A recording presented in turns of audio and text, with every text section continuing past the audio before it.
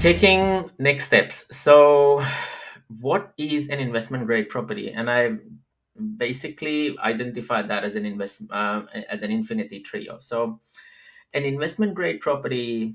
Okay, let's take a step back and understand. The dynamics of investment market or complete property investment market first per se.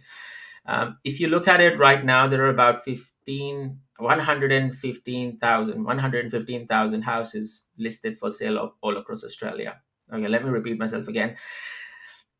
So let's try to understand an investment grade property and what is an investment grade property. So right now there are over 115,000 houses listed for sale all across Australia. Now, less than 5% of those would be classified as a true investment grade property, which is circa about 5,700 properties. Okay. Now, out of those 5,700 properties listed, there would only be like 10% which would have some sort of development potential in them. That means that there would be only 570 properties with development potential across all of Australia at any given point in time. Now, I'm generalizing this across the state, but if you go state by state, roughly there are about 90 properties at any given point in time that has some sort of development potential or value add in them that you can achieve or acquire. Now, not all of the investment grade properties would be in the growth suburbs. Okay, so time in the property or time in the property market or timing the property market, it's quite important as well. And I've talked a lot about it. So not all of these investment grade properties would be in the growth suburb, which means by the time we focus on the suburb that we are looking to buy a property in, you are usually looking at a handful of properties in any given suburb at any given time that would tick all these boxes for you, and that makes the life, I would say, easier or harder at the same time, because your approach is very focused. You're looking at a particular set of instructions for buying the right property. Now, defining an investment grade property. An investment grade property should always have three things in them. Okay, and that's why I define it as an infinity trio. What are those three things? So the trio or the three things are these. Okay, the property that you are going to acquire needs to always be in a growth suburb. Now, there is a difference between a growth corridor and a growth suburb, and a lot of people tend to get misleaded by growth corridors versus growth suburbs. Growth corridors are areas where there is a lot of developable land available, and there is intention, or the government intention, or the council intention, or the state government's intention to accommodate higher population in there, which means that there is significant amount of supply coming through in those growth corridors to accommodate those population increases. A growth suburb, on a flip side, is a complete opposite of that. A growth suburb is where demand is significantly higher and the supply is almost none, or very, very low. And there is no incoming supply of land or similar properties available. A savvy investor should always stay away from growth corridors, because growth corridors is usually a lifestyle choice. It's not for an investor to catch short-term growth. Okay. And people who disagree, or people who have more questions or want to understand a bit more about these difference, I'm happy to do a separate session or have a bit of chat about some of these things as well. So a savvy investor should always invest in a growth suburb. A growth suburb is defined as a suburb where a demand to come and buy in that suburb is significantly higher than the incoming supply or the supply available at that time for properties. That's how we define growth suburb. Um, the second thing is about the property. So the property that you're going to add to your portfolio. Now, people tend to talk about cash flow positive, and it says here positive cash flow as well. But it's not so much about the positive cash flow or the negative cash flow. The property added to your portfolio should not impact your lifestyle as a person. We are calling it positive cash flow because general masses, when they are starting from a foundational perspective, it's quite key that your portfolio matures and adds value and creates that cash flow for you, so that you may add a negatively geared property in your portfolio. For example, something in Melbourne, which may have a higher development potential to catch significant long-term growth, and potential to create higher yield through roaming houses, grannies or extensions or changing the configurations. But the idea is this, that the overall portfolio, any property that you add to your overall portfolio, your portfolio should be set up in such a way that the properties complement each other, which means that you should not be sacrificing your lifestyle to hold any of these properties. In fact, investment property portfolio should improve your lifestyle in the short term and the medium term, which means that you should not be paper rich, but actually cash rich. Okay, so remember, these banks look at cash flow; they don't care about cash, and so should you. You should be looking at cash flow as much as you're looking about cash or paper cash as well, or equity or growth. Okay, so both are very, very important. The third and the final thing when you talk about an investment grade property, which majority of the times people tend to discount, is that these properties need to have some sort of land component or development potential in them. For this to be identified, you need to understand the residential code quite well, without which it is almost impossible to achieve it.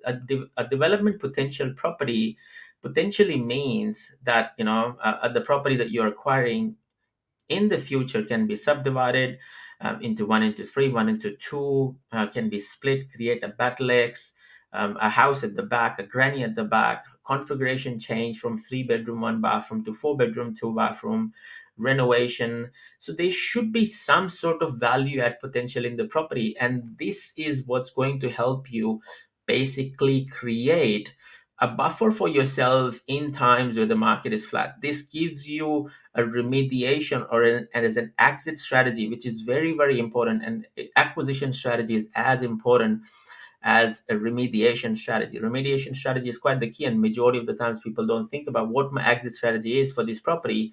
And these development potential property or these investment properties have a clear exit strategy for you. How do you make sure that you exit out of this property, when the time comes? Okay. Uh, let's go to the next slide. Now, I will be taking questions, and I'll be taking questions at the very end. So bear with me. And if you have any questions, please write them down, or follow it in the chat. I'll take these questions as we go along. But, we'll go through some pack and we'll take a bit of break and then come back to it. Okay. Now, let's talk about few method. Now, the few method is all about creating sustainable property portfolio. Now, this is my own method, and it is created in such a way that it caters for uh, any person who is going to acquire investment property. It does not really matter where you are in your life cycle or property life cycle.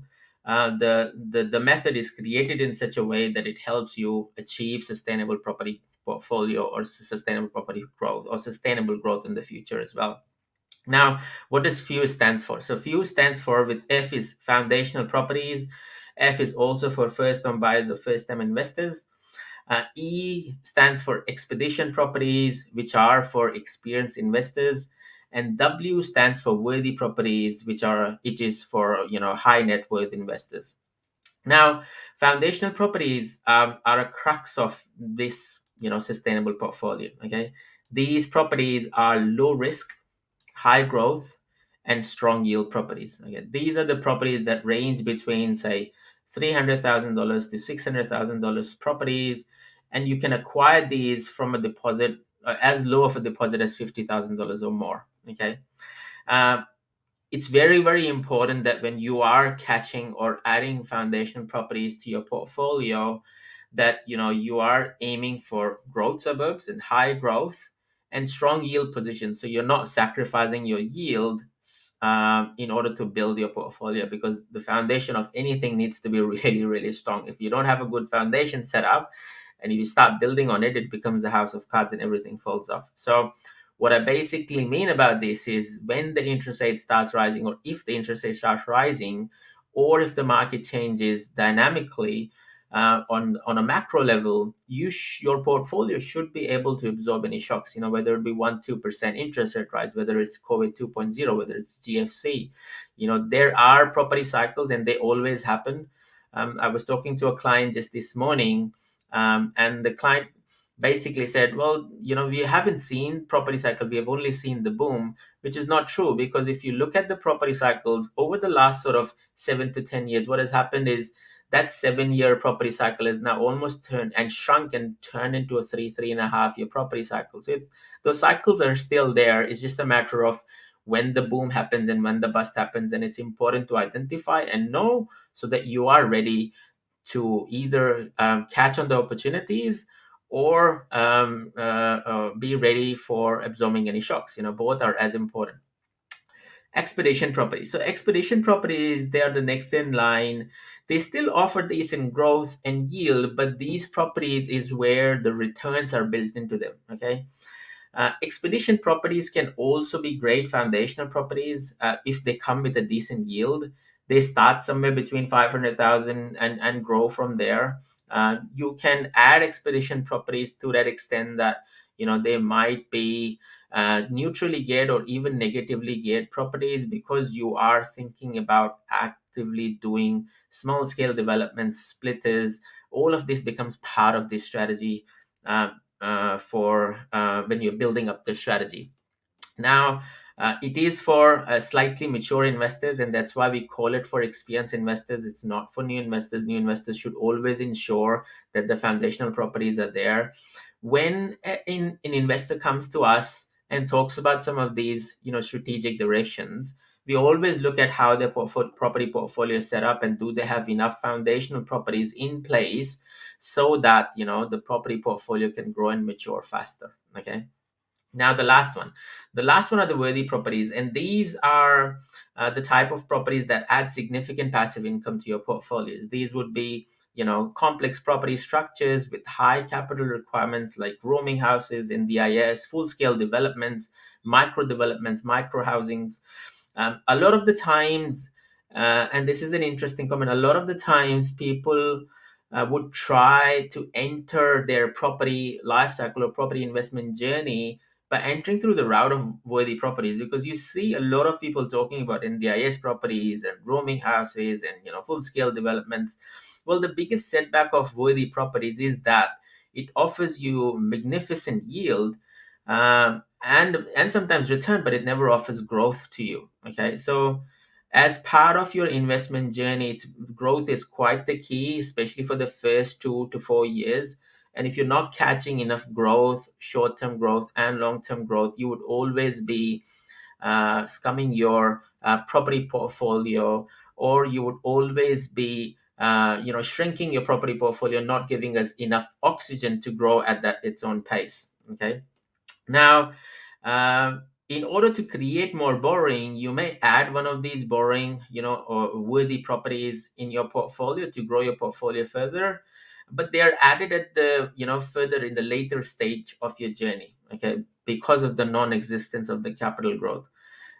If the investor suffers to catch any growth in the start of the property journey, it just defies the purpose of any of this. You shouldn't do property developments or start from property developments, because you're exposing or taking too much risks at the start of the journey. You should make sure that your property portfolio is locked in and fixed, so you're getting some income, you have some assets built up, you have the foundations right before you start building up and going towards small scale development.